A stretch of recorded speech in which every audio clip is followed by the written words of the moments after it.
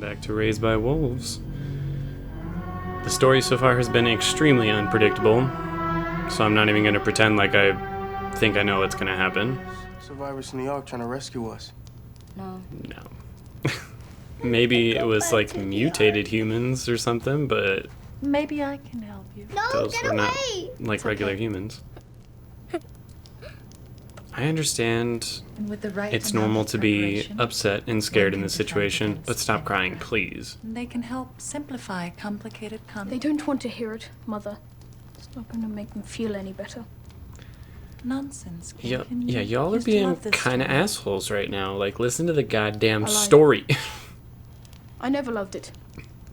Oh, okay. Campion. I was not by the hair of my chinny chin chin. The little I'm not gonna lie, it's kind of nice hearing this story because I have not heard it told for a long, long time. And I'll puff.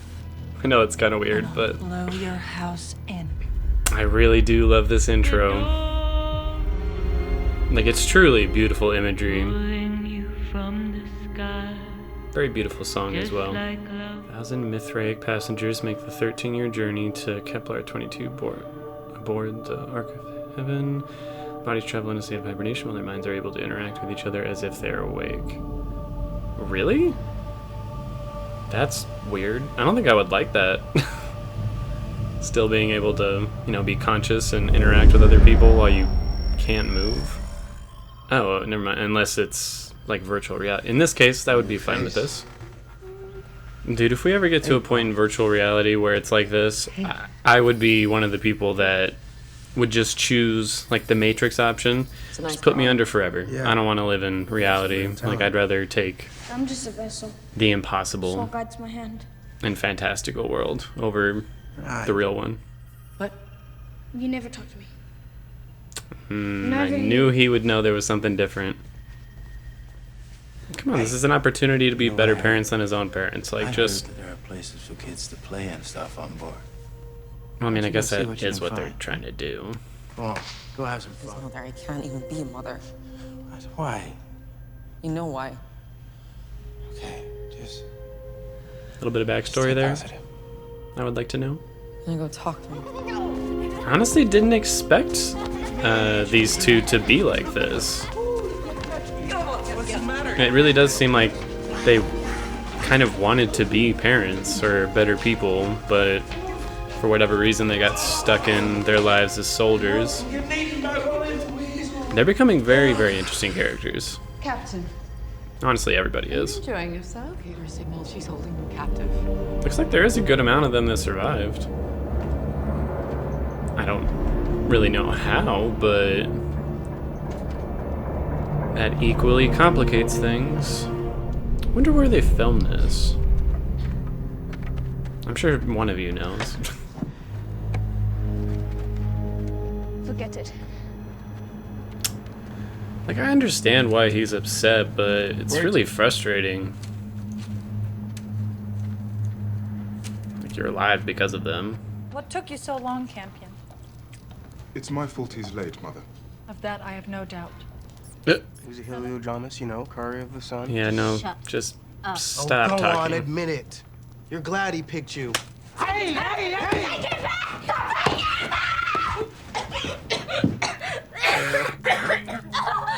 Oh, fuck, what the hell? Now let me take the soldiers and I'll go get I mean, them I right really now. don't think she killed the other children. Survivor capture. If we don't spend this time scavenging for food and water, we're all going to starve. Won't be much use to the children then. Fair points from both Keep searching parties. for survivors and salvage whatever we can. We will. They say you reap what you sow. I don't really know about that. I'm a firm believer in very bad things can happen to good people, and very good things can happen to very bad people. Like, I genuinely don't think the androids are doing this to the kids. I think it's just because they were born on Earth, spent time on the Ark, and are now on a completely different planet. There's probably new like microbes and bacteria that they're not accustomed to, and it's getting them sick. But Campion grew up What on if this I planet, killed the so Gen 1s he got without used to it. knowing But if it turns out that I'm making them sick, I expect you to assist me in destroying myself. Mother, that I will never do. You would have to. Well, I mean, I wouldn't want to do that either, but if you are making them sick, then that probably would be the best option. I promise I'm gonna get him back. I mean, I agree, praying is not going to save him, but having hope and making sure you don't fall into despair, that will keep you alive longer, typically. But our side didn't draft kids. So, I was just gonna say, he was probably drafted as a kid, which is kind of sad. Okay, so we got some decent commentary here on child soldiers. Maybe take that thing off her?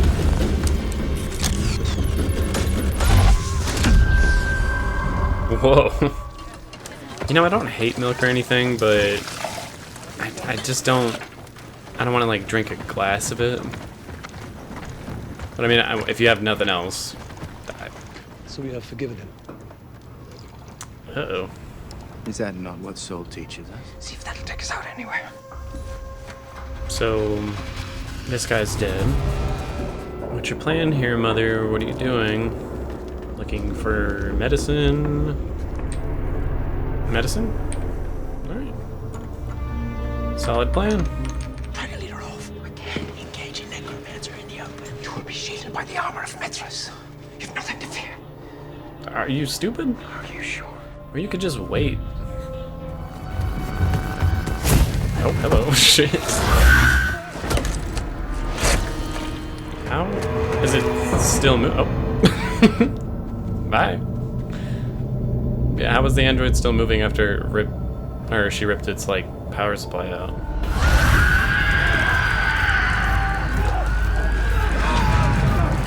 Like, you could have avoided that if you had just been patient, dumb fucks. There sure is a lot of emphasis on these, like, massive holes in the ground. I'm sure they're gonna serve some sort of larger purpose. I can see it,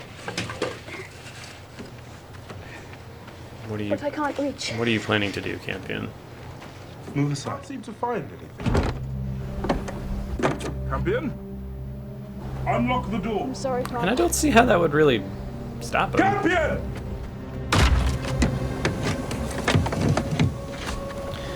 Should've just done that in the first place. We used to sing it after atheist executions. It's the sound of victory, a most beautiful song. Okay. No, I don't want to. You don't want to what? I don't want to kill it. I don't care if it means I'm weak. Oh, poor kid. Oh no.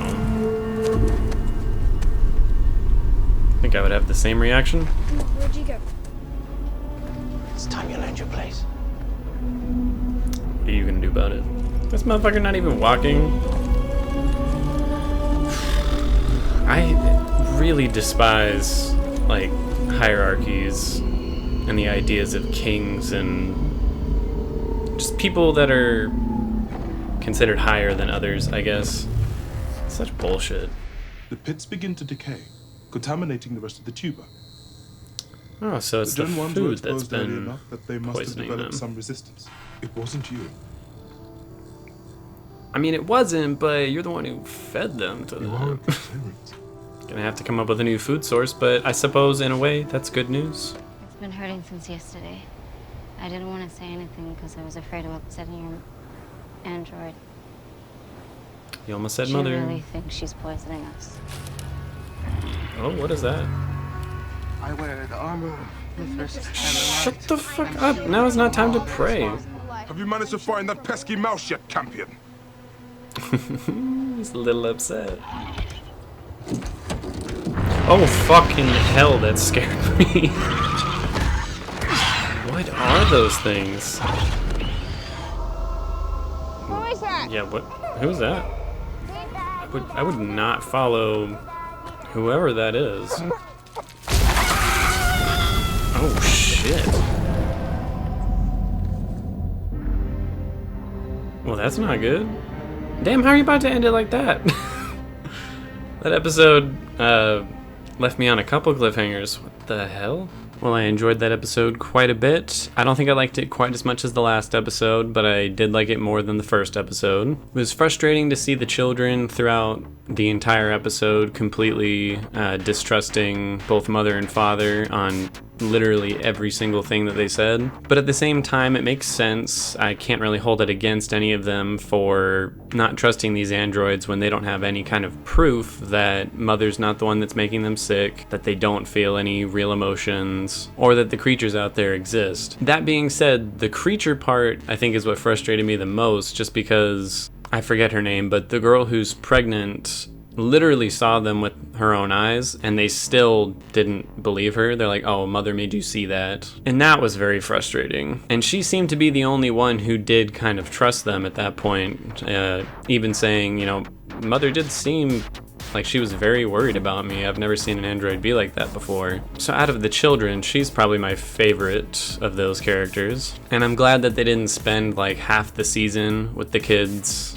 constantly distrusting them. Like, it may not be fully resolved, but for the most part, Campion, and I would assume at least most of the other children, now believe that it was the food that was poisoning them, the creatures are real, and the androids are trying to protect them, even if they happen to kill their families and kidnap them. Or at least Mother did. For me, the flashbacks into the virtual world didn't really do a whole lot for me. The main thing it confirmed, and reason it did serve some of a purpose, I think, is it showed that Paul's original parents were pretty fucked up from how it sounds. Like, they wouldn't speak to him ever, I guess. He expected his dad to want him to kill the mouse to show his strength. So it was kind of heartwarming to see that these two soldiers who are atheists genuinely show him some love and affection for the first time in his life. But I feel like it was also to set up that these two actually do want to be good parents. Again, maybe because they wanted kids of their own, but they never could have any, because she even said, you know, I could never be a mother, and you know why. But I feel like that could have been, at the very least, implied through the way they were speaking about Paul in the present day. And I wonder what she means by, I could never be a mother, you know why. I get the feeling it's kind of like a Black Widow type of thing, where because she was enlisted as a soldier, they probably made it so that she could never have a child, because it would be considered a weakness to have to care for someone when you're supposed to be fighting in a war. That's my best guess, and if that's the case, that's super fucked up. And I think makes it all the more heartwarming that she actually does get to be a mother now. She gets a second chance at this. But that's just my theory. I don't know if that's actually why. I'm not 100% positive what his title is, but, you know, his imminence really, really frustrates me. I honestly want to see that dude get a strong dose of karma coming his way. Because, again, he's a weak, cowardly man who is in charge of all these people. And when his will is challenged, he has the nerve to tell the one guy who's actually leading these people that he should know his place, and then literally is carried to their next destination. Like, he very quickly became the most unlikable character on the show. So fingers crossed that he really gets what's coming to him. It was also very interesting getting a bit of Caleb's backstory. Or I don't know, do you call him Caleb, or I don't know, I'm just gonna call him Caleb. But seeing that he was a literal child soldier enlisted by seemingly atheist army, and it seemed like he grew to care for that girl that he was sparring with and then training with. So I wonder what happened to her. I don't know if she died there at the end of that little flashback, but I don't think she did. I mean, she was foaming at the mouth. She might have died right there. And it was a very interesting commentary on the fact that the atheist side of things, which typically I consider to align myself with a bit more than the religious zealot side, they were willing to have child soldiers, which is extremely unethical and fucked up. And from the way they spoke about it, the religious side would not do that. So again, it blurs the line a bit as to who is the good guy, who is the bad guy. From what I'm gathering out of the show, there is no good guy or bad guy. Everyone has their vices and virtues in this world, which I think is a good reflection of real life and religion in general. And multiple times throughout the episode, Caleb was starting to have his facade as Caleb crack around him, where people are starting to notice that he's not behaving the way he should be, or not knowing the things that he should know. So at this point, it's just a matter of time before they realize he's not who he really says he is. And considering the way the other people around him behave, and his imminence in particular, there's no way they're gonna take kindly to that. I mean, their comment about executing atheists and then singing a hymn for them afterwards was honestly very disturbing, in my opinion. Like, they truly are a futuristic version of like medieval crusaders. And for me, the biggest question of the entire episode is who that person was that Paul ended up following right into what seemed like a trap. Luckily, he didn't die, but he looks pretty stuck. And at this point, I feel like there's a good chance Mother could save him, but I'm also wondering if that's going to happen. I kind of get the feeling she's not going to be able to find him, and he's going to be stuck on his own for a while. But seriously, who was that person? It sounded like it was making the sounds of a child, but appeared to be the size of an adult, so is that another android that's luring him in? I really don't know. All will be answered in future episodes, I suppose. Cinematography in this episode didn't stand out to me in any major ways. Like, it was still very good, but I did feel like there were a lot more close-ups in this episode, really focusing on the distress and the distrust of a lot of the characters, which seemed to me like a major theme of this episode was trust in the people around you, and how a lack of trust in the people around you can very easily get you either killed or in some very precarious situations. Music in this episode was good, but I feel like there was a lot less music in this episode. There was a very minimal amount of score used. It was mostly a lot of silence and dialogue in this episode, which I'm not complaining about. I think it suited the episode. For acting in this episode, I actually want to give it to Felix Jameson. I think, especially as a child actor, he really portrayed the loneliness and distrust he has for his parents in this episode very, very well. And you can see how that his upbringing has definitely isolated him from the other children in his group as well. It seems unconsciously he pushes himself away from others without really meaning to or wanting to. So I think Felix did a very good job portraying the character of Paul in this episode in particular. The editing and pacing of this episode was a bit slow, but as I said earlier, this was a very dialogue heavy episode, which explained the actions of Paul and his parents more than anything. But considering how much was revealed in the former episode, I think it was a smart idea to kind of slow it down just a little bit in this episode. That being said, I hope that the next episode picks it up just a little bit more. So overall, I'd give this episode an 8.8 out of 10. Like I said, I think it was better than the first episode, not quite as good as the last episode. But I am definitely starting to root for certain characters a lot more than I have been. The first two episodes, I was really unsure on just about everybody, like who can be trusted, who is trying to do the right thing. And at this point, I definitely am siding with Mother and Father. And at the same time, I'm rooting for Paul and his parents, as well as the girl who's pregnant. I'm gonna look up what her name is, hold on.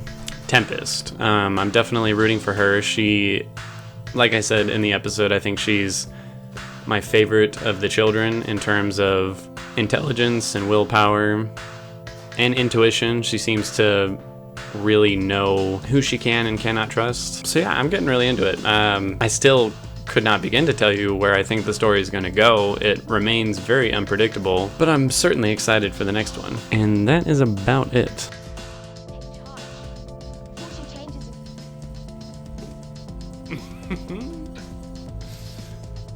I said nothing. You don't know anything about this planet. Unless I ask you to speak, you'll be smart to keep your mouth shut, huh?